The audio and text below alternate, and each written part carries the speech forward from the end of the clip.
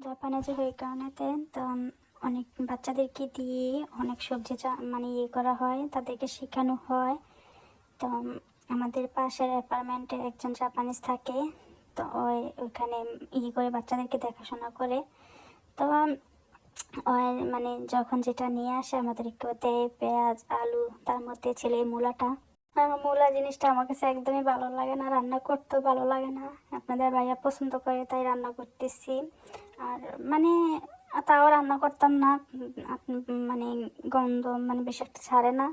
বাংলাদেশে গুলো তো বাফ দিয়ে দিয়ে রান্না করলেও তারপরে একটা বাজে একটা স্মেল আসে, কিন্তু কি এটা আসে না। তার জন্য রান্না করি, কিন্তু আমার কাছে একদমই ভালো লাগে না মূলা রান্না করতে, এবং খাইতে তো আমি একদমই পছন্দ করি না মূলা।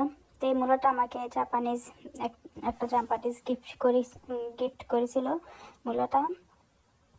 অনেকে বলতে পারেন জাপানিজ মানে মূলাও কি গিফট করে, কি বলবো, এটাই ওরা মানে খুশি হয়ে আমাকে দিছে, তাই আমিও খুশি হয়ে রান্না করতেছি, কিন্তু আমি খাবো না, আমার কাছে ভালো লাগে না মূলা। আর মানে কেমন যে লাগে মূলা, আমার কাছে খাইলে মনে হয় মুখের ভিতরটা একদম ঠান্ডা ঠান্ডা হয়ে আছে, মুখটা সারা দিন মুখটা কেমন যে ঠান্ডা ঠান্ডা লাগে, মানে এমন হয়। কারণ আমি মূলা শাকটাও খাইতে পারি না, মানে মূলা শাকটা আমি খুব বেশি পছন্দ করি, কিন্তু খাওয়ার পরে কেমন যেন মুখটা ঠান্ডা ঠান্ডা লাগে, কেন হয় এটা আমার সাথে আমি